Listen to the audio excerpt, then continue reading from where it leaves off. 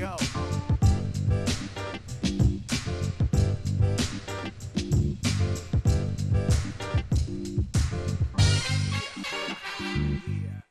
Sibling is the word of the day for Wednesday, August 4th, 2021. Sibling is your sister, your brother, can be a half sister, a half brother, a stepsister, stepbrother. Some people don't know the difference between half and step. A half sibling is when you share a parent, not two. A step sibling is when you don't share any parents, but you live in the same household, like the Brady Bunch. Greg and Jan were step siblings. I have two half sisters and a half brother from various different divorces and marriages and kids with whom I share a parent. I have one sister who I share two parents with, 3 years older than I am. Approximately 3 years ago, she called me to tell me that she had cancer. And that's a call that many people have gotten. No one wants to get. You don't really know what it means, except that it's not going to happen in our family. Nothing bad's going to happen. Yesterday, my sister passed away. I had a chance to say goodbye over the period of weeks and months, sort of a little bit like Fletch, where you didn't know when the end was, but you knew it was coming. But then the end came and it was quite sudden, just the very end. She had been obviously quite sick these last week or so. So the last time I was able to go see her was a few days ago. And I thanked her for being a great big sister. And I thanked her for always helping me. And the way my sister helped me, the way siblings help each other, is that they have a history that no one else has. And that's been the hardest part for me yesterday, is that I had this realization that the person who knows everything about me, it's not your parents, it's not your spouse, it's not your kids. It really is your sibling who you grow up with. And other siblings I have who I'm close to are younger than I, and significantly, 10 years or more. But she and I, my sister and I, worked together in grade school and high school, et cetera. And there's just a relationship there that is not like any other relationship. There is a closeness that even if you don't talk about it, it's there because of shared experiences. I likened it to her knowing my provenance. She knew everything about me, not president of the Marlins, not someone on social media, nothing personal, not someone who did things personally that maybe she wouldn't have done. She was one marriage her whole life and 3 great kids. And her husband and I ran around the world together as part of 777, 7 marathons, 7 days, 7 continents. But I wanted to just talk a little bit to you about a struggle that I'm having right now. We talk about all the struggles that people are having and how no one wants to talk about it. No one's willing to talk about it. And I can't stand that.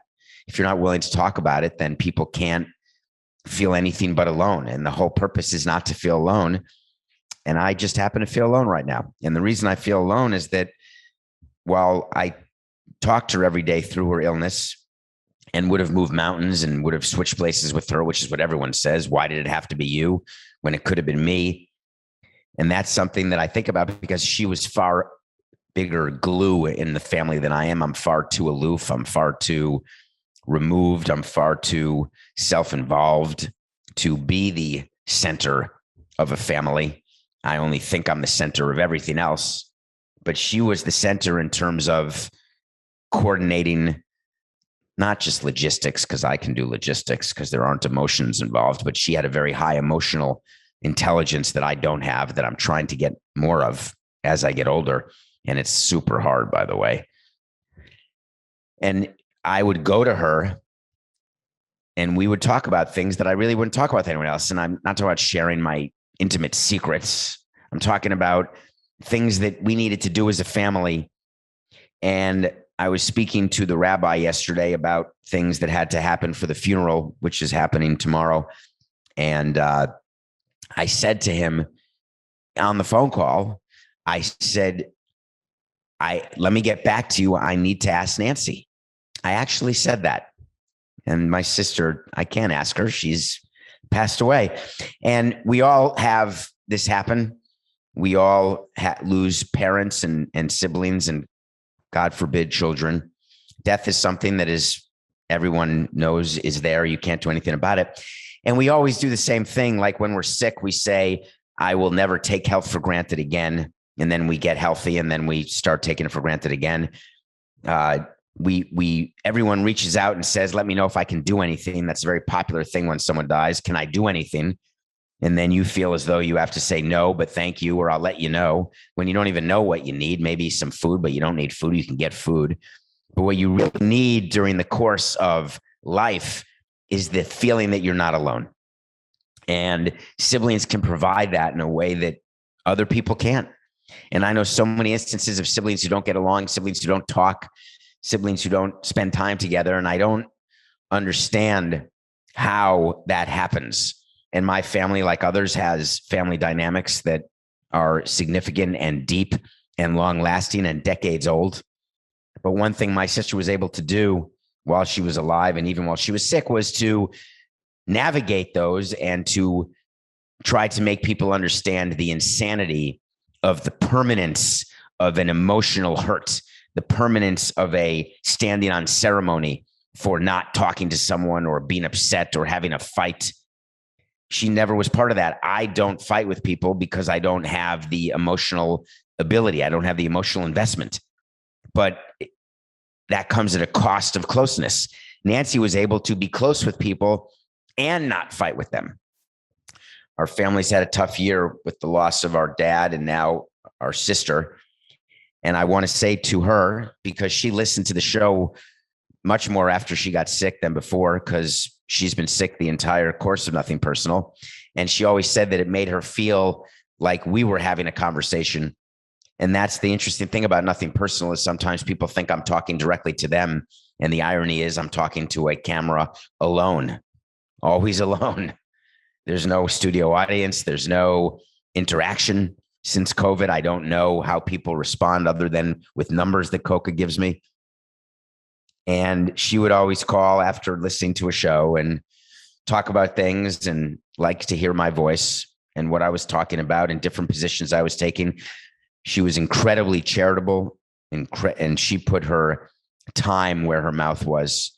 The president of her synagogue, involved in raising money for lung cancer, and even before that, involved in so many things that helped make a difference, because she was aware always of the privilege, aware of, ironically, that you could call us privileged. I'm not sure it's a privilege to pass away at 56, but it certainly does happen. But she was aware of all those things, and what she did with it is made the world better. Her legacy will last. I promise you that.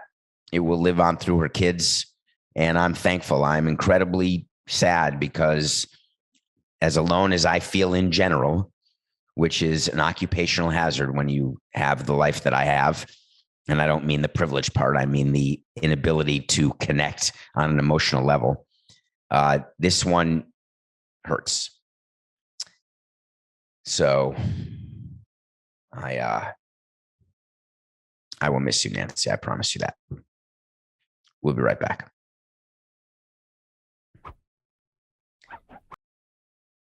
Welcome back to Nothing Personal. My name is David Samson. Thank you. Thank you for indulging me on a day that I didn't think that I would do a show, but I try to come to you every day for 45 minutes because I don't take your time for granted. And I will put in the work necessary to help educate myself, Coca, and all of you so you can make decisions on issues that are happening, give you my perspective from having been there and done it in so many ways over so many years. A lot of news is coming out. I want to start with football, if that's okay. Big news out of Giants camp, and I am a big New York Giants fan. You know where I am in the pantheon of my favorite sports moments, with the Knicks beating Indiana in 1994 to go to the finals is my number one sports moment of all time. The Giants winning the Super Bowl over the Buffalo Bills is my number two greatest sports moment. So I continue to follow the Giants. Their coach, Joe Judge, lost his mind. There was a brawl in camp. And what struck me about it is that There are certain coaches who like it. There's certain coaches who don't. And yesterday we got an example of both sides of the equation. And I want to tell you what we would tell our players during spring training and what I believe you should tell your players about training camp, brawling, and fighting. Joe Judge wanted none of it. His quarterback, Daniel Jones, apparently was on the bottom of a scrum. And Joe Judge said, "You're all doing running. You're all doing line sprints." That's me evolving, by the way, Coca. Since in my day, they were not called line sprints, but that's what they're called now, I guess. And the reason why Joe Judge said it is, I want you running because I want you understanding that type of intensity. Save it for the game. That type of brawling, you don't do it where you have a risk of hurting your quarterback or anybody else. That is the exact reason I did not want any sort of brawling in the clubhouse, because I understand that there is fighting that goes on. I understand that all players do not get along. In our clubhouse, there was never a time when over 18 out of the 25 guys got along. It just doesn't work that way in any clubhouse. Sometimes you'll have a GM tell you, we've got the closest clubhouse of all time, or a player will say, these are all my guys. I do it for them. They're all full of it. Players do it for themselves. Owners do it for themselves. Executives do it for themselves. When you can be around people you like to be around, you do it and you enjoy it because you're stuck being around them. It's the same way that you're working with people who you may hang out with and have a drink with after, but once you stop working there, you'll never talk to those people again. As much as you enjoyed that moment in time, it was a moment in time. A clubhouse is the same thing. When a player gets traded or signed to another team or released, they don't stay in touch with 24 guys. If you ask a player right now, to be honest, they couldn't name not just the 24, because there's more than 24 who play on a team in a particular year. They could not name every one of their teammates. And when you're together all the time, baseball especially, which is every day, unlike football where there are some off days, there are no off days in baseball. Over 185 days, you play 162 games. And then of those 20 travel days, 20 off days, you're traveling several of those days. It is constant togetherness. So I've seen arguments, I've seen pushing, I've seen shoving, I've seen actual fighting. And my biggest problem with it is, please do not get injured. If you want to fight and hate each other, I'm good. But these are large men. I don't want you to do anything that could cause our team a problem. Forget the fact that I don't want to put you on the disabled list and have to pay someone to play in your place. Forget the fact that I don't want you to ruin your career, both for you and for us as a team. But I want people to learn that physicality is not a way to manifest emotional hurt. But that is what people do often. They feel hurt, they feel upset, and then they start hitting. So Joe Judge wouldn't have it. But guess who would? Dan Campbell. Dan Campbell is the new coach of the Detroit Lions. And on the same day that the Giants were brawling, literally the same day, Dan Campbell came out and had a quote that I loved. He said, in the first day with pads, I want to see these guys compete. I want to see these guys get to the point where it is almost an all-out brawl, but there isn't one. If you don't push it almost to that point, you really won't get where you need to get to, in my opinion, in this league to be competitive at the very highest level. This is the same Dan Campbell hired by the Lions who in his opening press conference talked about breaking kneecaps. I want to see broken kneecaps. When our guys got hit, I want to hit the other guys more. You're going to hit my knee. I'm going to hit both your knees. You're going to hit both our knees. We're going to hit both your knees plus your solar plexus. I don't think that's part of a body, Coca. Is it a solar plex? I don't know why that's in my head. It may be. I got hit in the jimmy. How about just the jimmy? So Dan Campbell is absolutely wanting his players to have that level of intensity. The problem that Dan Campbell doesn't realize is that when you want that level of intensity, by definition, that's when the brawls happen. And the players can't draw the line that you're saying you can draw from intensity to brawl. It goes from intensity to brawl without stopping, without passing go, without collecting $200. So Dan Campbell is hoping that he can walk that line, which even Johnny Cash could not do. Joe Judge is saying, I know I can't have my players walk that line. Therefore, save it. Save it for the game. Keep that intensity for your opponents. Meanwhile, a third team, which would now make 10% of the NFL, the Panthers, they had a defensive back who in a practice put a hit on a wide receiver. The wide receiver got hurt. There was a whole brouhaha. And their coach said, I don't want anyone to get hurt. I recognize the work the guys put in, Matt Rule said, how important this time is for them because they're trying to make a team. I get it. But as a man and as a person, I don't want to see anyone laying there in pain. Now, that is the way I would have my coach respond. I want you to be intense. I want you to compete for a job, but I want you to remember this is exhibition. We don't go headhunting in exhibition games. We don't go headhunting when we are doing batting practice against our own players. We are working on command. We're working on pitches. We're working on approach. We are working on getting ready for a season. And that's what NFL training camp needs to be. And that's it. Working on getting ready for a season. You don't need the level of Dan Campbell-like intensity to get ready. I understand what he's trying to do.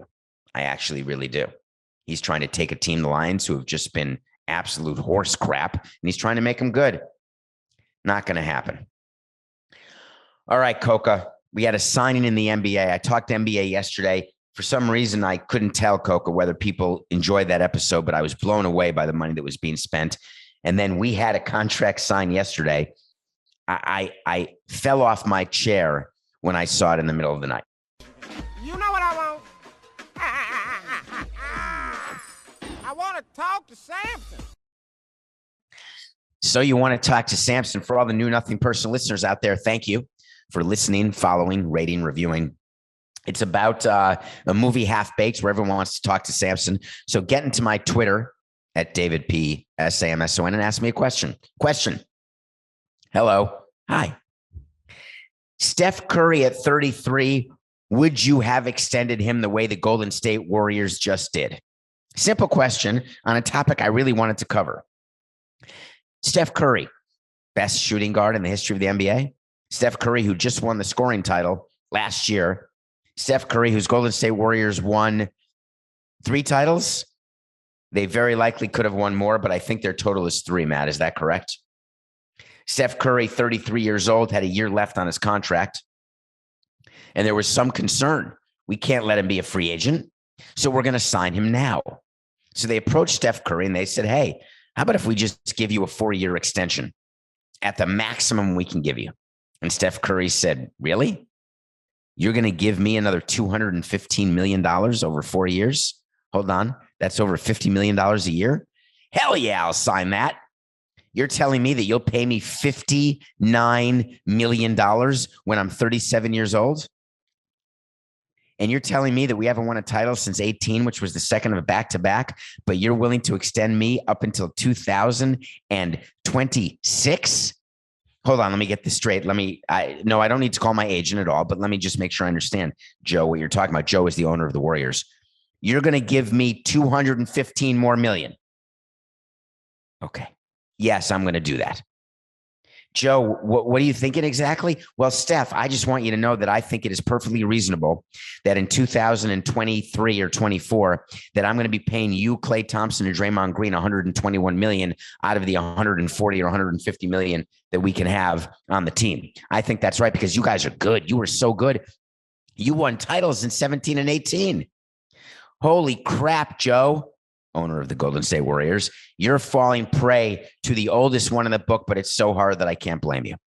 You are trying to recapture glory days, Bruce Springsteen. You are trying to get back to when you were the dominant team in the league, and you simply are not and won't be that. There are too many better young players now. The Warriors had their time of greatness, and it was one of the great success stories. Really, I could argue that in the 2010s, they were the best team, better than even the San Francisco Giants, who won 3 World Series in that time frame. The Golden State Warriors were a juggernaut when you had Klay and Draymond, and then you had Durant. I mean, we're talking about some of the best teams ever. It's hard to pit teams against each other in different eras. They're not the Bulls, but to me, they were as good as the Showtime Lakers and the great Celtics teams of the 80s. But that's it. That time's gone. Draymond Green is not a player, in my opinion, who is part of a core three, part of a big three. You don't know what you're going to get out of Klay Thompson, but you signed him to that extension. He hasn't played a game in 2 years. He hasn't played one game with his extension that you gave him. But it's so hard for owners to move on from players who give them championships. Look what the Washington Nationals did with Max Scherzer. Look what the Cubs did with Baez and Bryant and Rizzo. They got crushed to do it, to move on from guys who helped them win the World Series. But it was the absolute right move. Am I saying that they should move on from Steph Curry? No. He is still one of the top players in the league.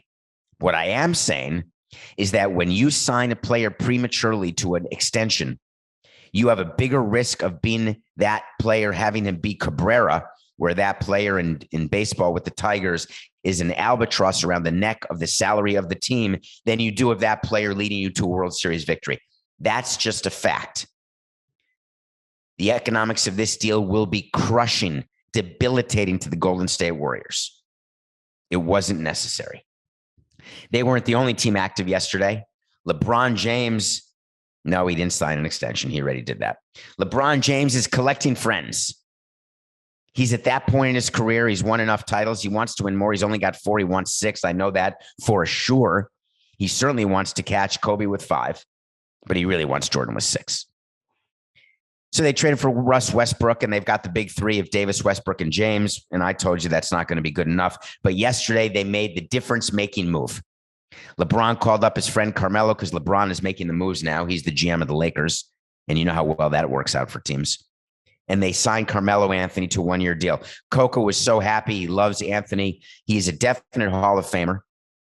Definite. But he's not a help anymore.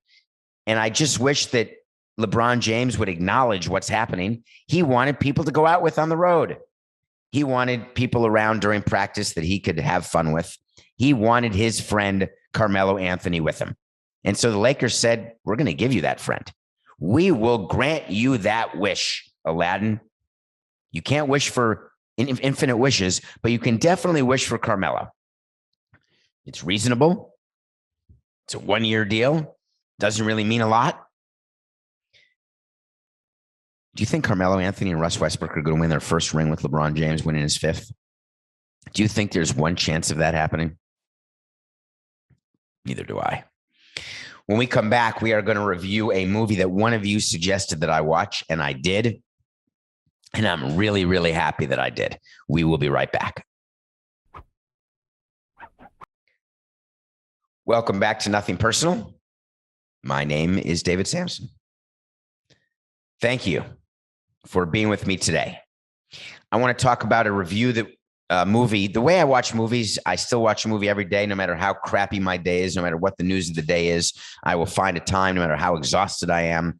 I'll either watch a show, a series, a movie, something, because I enjoy seeing the content that's out there. And I enjoy the suggestions that you give me, because you keep giving me great suggestions. I keep a long list on my phone, and it is getting too long. I don't know how I'll get to everything, but I watched Woodstock 99. Woodstock 99 is the first foray into producing for The Ringer, where Bill Simmons started his own company. He then sold a bit of it out, as you know, but he gets to produce things because that's what he does. And he produced a documentary, and I have a thing. I have a lot of things, as you know. One of my things is I don't read about a movie before I watch it. I don't want to read a review. I don't want to know if it's got people in it who I want to watch, or it's something that's suggested to me.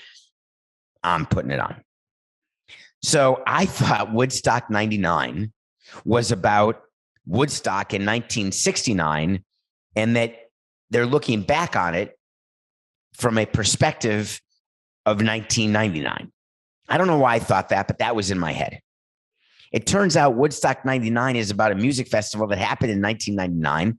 That's the year that I was helping my stepfather buy the Expos, not with money, but with time and acumen and a false sense of knowing everything about everything. But that deal did get done, much to the chagrin of people in Montreal, I guess. Although really, without us, that team, there was no one else, literally no one else who wanted to buy the Expos at that time. But in 99, I just wasn't focused. Apparently, there was this huge music festival in New York with the likes of Limp Bizkit and Metallica, who were not my jam. Alanis Morissette, Jewel, not my jam. But I didn't even know what was going on.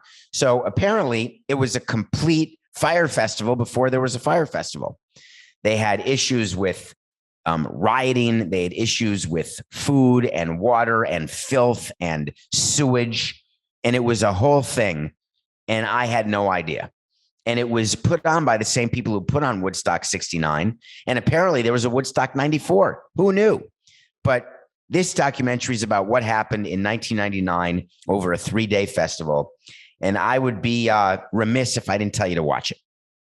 While I'm not necessarily promoting The Ringer, though I will if the price is right.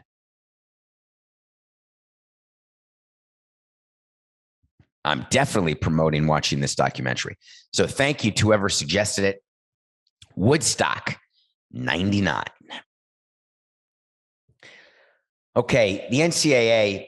Do you remember the men's basketball tournament in March Madness? That's the tournament where CBS goes crazy. It's wall-to-wall coverage. There's games on, everything at once. On every channel, there's like a red zone channel where you can watch 10 games at once, and people are filling out bracket pools and they're gambling and betting, and it's a total free-for-all. It's called March Madness. It's totally mad.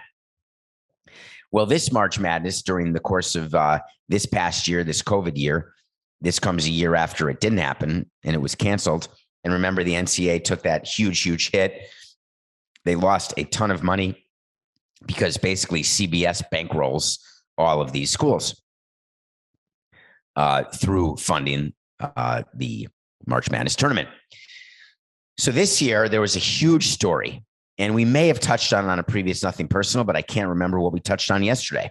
There was a huge story about the women's Final Four and the working conditions of the women, the weight room of the women. Remember, they showed a picture of the women's weight room, and it was like 2 dumbbells and 1 rowing machine and 1 bar. And then they showed the men's NCAA men's weight room, and it was this gorgeous place where you could eat off the floor with top of the flight machines. And the NCAA got embarrassed, and people volunteered to deliver and pay for a gender equal weight room. The food, the gift bags. I've got about 10 frogs in my throat.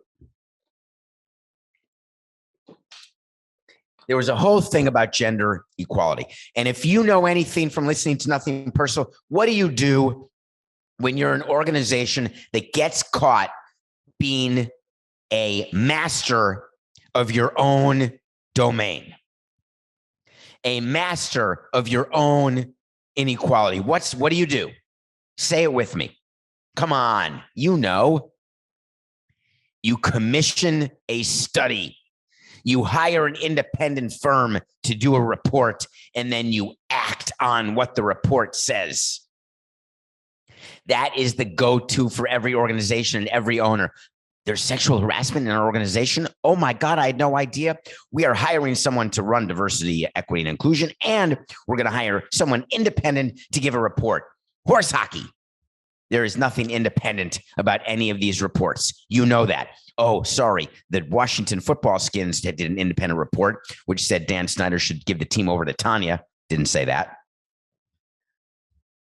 The NFL took over that report. You remember the whole story. Go back to previous Nothing Personal episodes. The NCAA had a report commissioned. They needed a report to deal with gender inequality. Why do you need a report to deal with gender inequality? I'm just asking. Am I missing something? You get this, you get that. We give you shrimp a la lobster, and you get shrimp a la lobster. You want some chicken Milanese? Then you get it also. You've got an 80 by 80 weight room with towels and cold water and people to massage your neck when you're done. I have an idea. So do the women. You don't need a study to do gender equality. You need a desire. A desire. The NCAA has no interest in gender equality. I may have said gender inequality this entire time, by the way. I'm talking about gender equality. Hello, Coca. Do we have to do that entire segment again? 4, 6, 9. Hi, I'm not doing it again. You don't need a study for gender equality, but there was one and it got released yesterday. The NCAA had a report done and the findings were brilliant. Listen to this main finding. It's pretty good. Folks, we have done an investigation. Here's our report. It turns out that basketball churns out about $1 billion of revenue. 900 million of that billion is for the NCAA men's basketball tournament. Folks, that's 90% of the revenue. Our report finds that the women are not paid enough for the rights to their Final Four. We believe that the deal that ESPN has is undervalued. And we believe the NCAA should negotiate a better deal with ESPN. It can't be true. It can't be true. I just want to give it to you because you may think that here it is. Ready? With respect to women's basketball, the NCAA has not lived up to its stated commitment to diversity, inclusion, and gender equity among its student athletes, coaches, and administrators, the report found. The report criticized the NCAA for failing to recognize or prepare for the growth in value and the revenue that could be generated by the women's tournament. And by the way, we think you should hold the women's Final Four at the same time and place as the men's Final Four because it will give them a bunch of attention. That would be equitable. Can you imagine gender equity? Meaning that you play at the same time in the same venue? That is the biggest crock of an excuse I've ever heard in my career. I don't want to do hyperbole. It's got to be in the top 10, though. We know how to make it equal. Just do the Final Four, both Final Fours, same place, same time. That's not what the women want. That's not what the men want. That's not what the NCAA is going to do. It has nothing to do with why there is gender inequality. It is all because of money. And the report, not one place. All they said was that right now that they get $34 million. $34 million for the women. And they should be getting about 81. And they're going to be getting that when they can renegotiate in about 3-4 years. And they've got to be ready to put that money to work for gender equality. The men are going to be making $1 billion. The women are going to be making $100 million. If you're using money as your barometer, which we do here on Nothing Personal, then the men are going to get 90% of the benefits, of the swag, of the extras, of the sponsorship activation, and the women are going to get 10%. I'm not against that. Please don't at me, but understand what I am saying to you, and then you make your decision. Gender equality for me when it comes to NCAA sports is based on what you are doing for the student athletes. It will never be equal in terms of NIL, in terms of pay, in terms of the amount of revenue. Why does CBS pay $900 million versus $30 million for ESPN? Because they get to make money on that deal through sponsorship, through all of the other ancillary programming, through the hours of programming, because that's what you all watch. How many of you watch the men's tournament but not the women's tournament? 90% of you. That's why the money goes 90% to the boys, the men, and 10% to the women. But the gender equality that I'm talking about and that the women were talking about has nothing to do with that because it doesn't cost a thing to give them the same swag bags, the same courtesies, the same comforts, the same ways of travel, all of those modes. It's the same reason why the Yankees and the Marlins, high revenue, low revenue, the rules apply and what we have to do for the players equally under the collective bargaining agreement. There is no difference between when you are having 5,000 people at your stadium or 50,000 people at your stadium. The fans have to be treated the same. The players have to be treated the same at the major league level under the agreement. What the women are saying is treat us the same. It doesn't mean that the women have a right by any stretch. No one has a right just because you are a certain sex or gender to all of a sudden make a certain amount of money. You have to earn that. You have to have people who want to pay for your services. You know what I mean? That is capitalism, not at its core, but certainly a tentacle of it. There's a reason why movie stars get paid $20 million and teachers don't, because most people don't pay to watch teachers teach, but a lot of people watch movie stars to be in movies. I found this NCAA report to be so upsetting to me, I can't even tell you.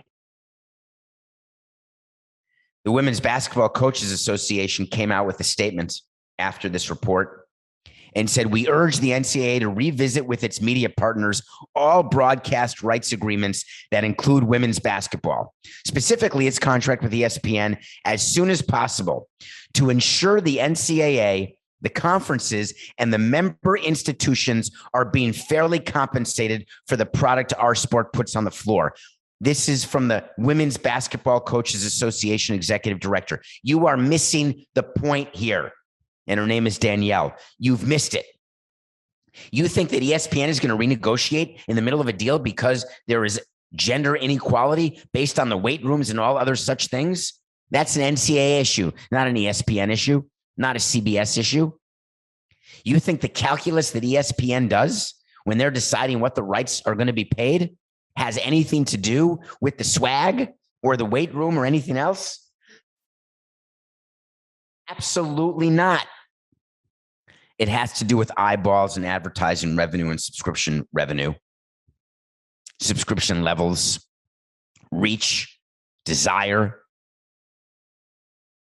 And to urge the NCAA, the result of this report is, as a coach, a Women's Basketball Coaches Association, you're urging the NCAA to revisit an agreement. That's the best you can come up with?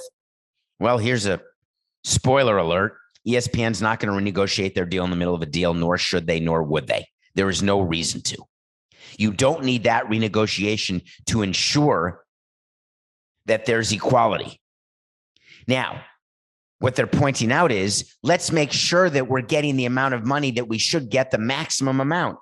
Really, thank you for that great epiphany. That's like an agent for a player coming out and saying, it is my job and I want to make sure, after studying it, here is my report. I want to make sure that agents are trying to get the most money they can for players. Thank you. That is hugely helpful and additive that you are telling us that we should get as much money as we possibly can for our broadcast rights. That's big. Huge. Where does this end with the NCAA tournament? I'll tell you where it ends. I guarantee that the resources allocated by the NCAA in places where it really is not hugely about money are going to be equal going forward. When it comes down to broadcast decisions and other perks and other things that impact the economics of the NCAA, you always take care of your superstars first. And the NCAA men are the superstars, and that's just the way it is for now. Maybe not forever, but for now. Just take a look at that NCAA report. You may enjoy it. Who watched the game? I hope you did. Did you watch the Braves beat the Cardinals? We had it. John Lester. For all of you Cubs fans pining for John Lester and the days of old, it was 5 years ago, folks. John Lester is not good anymore. It doesn't mean he wasn't great. He was unbelievable. You didn't want to face him. Now, I may be as good as John Lester. The Braves crushed him. We're 101-87. Last night was the first game of the Astros-Dodgers series. The Astros-Dodgers, first time since, I don't think it's the first time since they played in the World Series.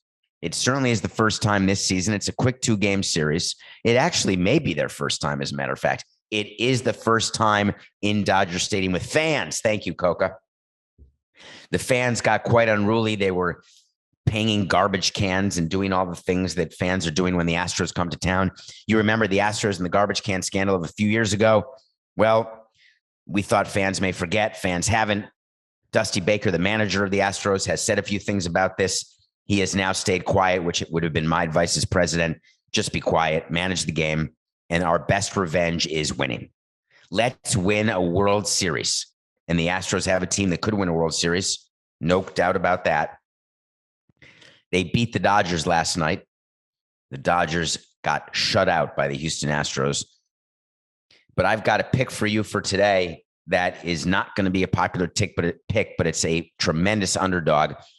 I don't think Max Scherzer wins his debut. They're favored 2-1. Max Scherzer, the former Nats pitcher, Hall of Famer, Cy Young winner. He is going to pitch for the Dodgers in his first game. He's not the type who will feel pressure. He's been on the big stage. I think people are underestimating how good the Astros are. You bring in Trey Turner. You bring in Albert Pujols, who's obviously not even good for a win above replacement at all. You have Scherzer, Buehler. You feel like your team isn't going to lose. Well, I'm going the Astros for the sweep tonight. I think that is great value. I don't think that's who Scherzer wants to face on his first game as a Dodger in Dodger Stadium. The Astros lineup is disciplined. They are very tough. The pitching staff, they are deep. The Astros are deep, like Rays type deep. It's going to be interesting, but that's the pick. Wait to see. I want to follow up. A wait to see is when we tell you something's going to happen, and when it does, we'll revisit it. And when it doesn't, we'll revisit it. We do keep track. More of you have been asking for like an update on where we are with wait to sees and movies and words of the day. I think someone is working on an app for that. And it's not someone at CBS because we're still waiting for CBS to come out with merchandise for Nothing Personal. But again, I think I have a better chance of dunking a basketball in a regulation hoop without a trampoline before there's Nothing Personal merchandise available for CBS. That said, I'm accountable for my wait to sees, and I catch up with you. I have a wait to see on Marcell Ozuna, and it's a pretty old wait to see. It's that he is going to be suspended for at least 81 games. You may recall that he was charged with a felony for choking his wife in front of a cop, no less. And I thought that would be a major problem for Marcell Ozuna. It turns out it still could be a major problem, but it's not going to be a felony problem. The district attorney in, I don't know what county, it's a county in Atlanta where this happened. It could be Fulton County, but I'm not positive. They have decided not to charge Marcell Ozuna with any felonies. They're going to proceed with 2 misdemeanor counts against Marcell Ozuna. What that means is that at first he was in danger of up to 20 years in prison. And this is difficult to talk about. I know Marcell so well, having been with him for so many years. I'm so angry with him for what he did. For the last time, it won't be the last time. Don't touch women. Just don't hit them. Don't touch them when they don't want to be touched. Don't hit them ever, even if they want to be hit. Marcell Ozuna is going to be charged with 2 misdemeanors. He's going to appear in court. Major League Baseball has not come out with its punishment yet. They are not done investigating, but they will finish that investigation. They will investigate him. They will also wait to see what happens with the misdemeanor charges, just like they're continuing with Trevor Bauer and waiting for him to see whether or not he'll be charged in Pasadena before they put out their punishment, because MLB is going to punish Ozuna. I maintain they are going to punish him for more than 81 games, but I just wanted to give you that update. What you're reading about him as a fan of the Braves. Meanwhile, the Braves are doing fine. They're going to catch the Mets. Meanwhile, they have Marcell Ozuna on the disabled list for dislocated fingers since May 26th. You don't need to be on the disabled list for 2 months with dislocated fingers. That is where they're parking him, and they are not bringing him off. Is that against the rule? You are supposed to not be allowed to keep a player on the injured list if he is no longer injured. That player would have the right to make a stink. Marcell Ozuna is fine because he knows that he's getting paid, as he just signed a big contract with the Braves, and he knows that being on the IL is the best place he's going to be for the rest of this season. The wait to see for today goes back to where we were with the Detroit Lions. Dan Campbell, their head coach, the guy with the kneecaps, the guy who's a little bit over the top, a little bit cuckoo for Cocoa Puffs, in my opinion. He is in his first year. He is just starting his contract. The Lions have had issues. Remember, they hired Matt Patricia from the Patriots. He was going to get them out of their Matt Millen-based malaise. Now Dan Campbell is the latest savior. Well, I've got news for you. Dan Campbell does not have a chance to last through his 6 years of being a Detroit Lions coach. We were going to keep monitoring this wait to see, but I will give you a reevaluation, and I will do a subset of this wait to see. He won't last half that long. He will not make it through 3 years into his 4th year out of his 6-year deal, because this type of intensity, while it sounds super good when you've come off being a calm coach and then you go to an intense coach, then you go back to a calm coach. I've done it all with managers. This type of shtick that Dan Campbell has, it's not going to last. I'm going to close up the show, and I want to tell you again, I appreciate you listening to Nothing Personal, giving me 45 minutes of your time. Today was a hard show to do, but I'm here for you the way I know that you're all here for me. While I do feel more alone than usual, I will miss my sister. I love you, Nancy. And I hope that now finally you can rest in peace.